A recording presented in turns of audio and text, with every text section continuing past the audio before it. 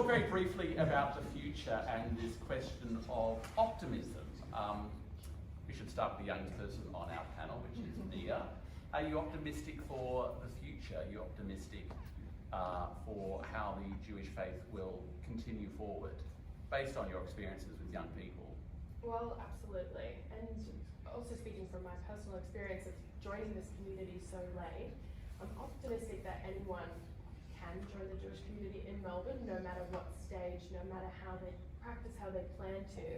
There is such an accepted feeling. When I joined, I knew no one. I didn't have any Jewish friends. I went to an Anglican school, so the only Jewish people I knew were my mother and my grandparents. And so since joining, now I feel like any event I go to, there's so many familiar faces. Everyone has taken me under their wing, and I feel like for anyone wanting to join the community, even if it's much later on in life, there is a place for them. We have so many community organisations that want to help people, no matter what they want out of the community. If they want to be involved a little bit, if they want to be heavily involved, if they're religious, they're secular, there's a place for everyone, and young people are running these organisations, they're starting them. So it's not just people joining, it's young people inspiring, their little siblings to get involved when they grow up. It's everywhere at every level. There is still a lot of involvement, and there's a place for everyone, I've found. Viv, you have worked a lot with your community. You have been concerned about drug use amongst young people. How much is that an issue that weighs on your perceptions of where we're heading as a community, or where your community is heading, and where we're heading more broadly in Australia?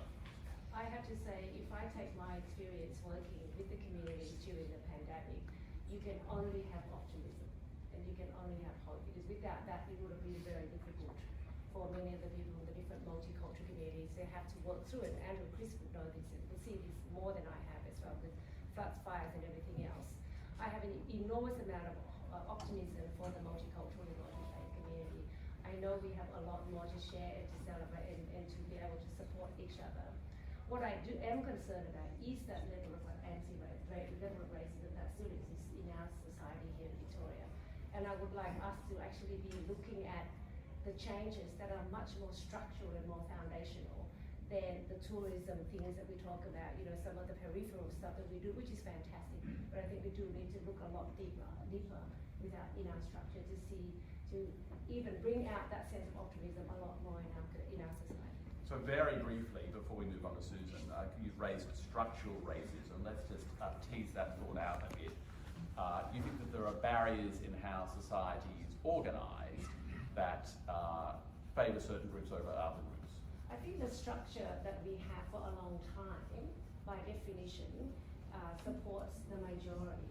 Democracy does look at the majority. So when you happen to be in the minority group, there are things that you couldn't do. And we rely a lot on the individual. It's up to you to find out for yourself. It's not up to us. Whereas many of us come from a very collective society. So those sort of structural differences does make it difficult for the individual to be able to say, I need to be able to stand up for myself, and I have the confidence and the knowledge to do that, and I don't. Well, Susan, we've had qualified optimism from two of our panel members.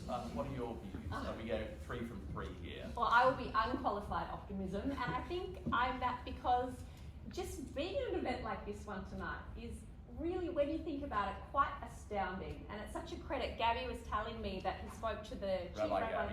Rabbi Gabby was telling me that, that he spoke to the chief rabbi in Sydney, who said that he believes having an iftar at the shul for Shabbat is the first time this has happened in Australia. Things like this matter. You look at this room, we should not underestimate how significant it is that this synagogue has done this. When we look at what's happening in the world, just shocking rise in anti-Semitism, division, all of these things. There's a lot of terrible, but I actually think people are good, and you look, events like this change things. We shouldn't underestimate the role events like this play, and the people who come to this, what we will be like when we leave, what we will tell other people about events like this. It's stuff like this that makes me feel really optimistic. I think that is very true.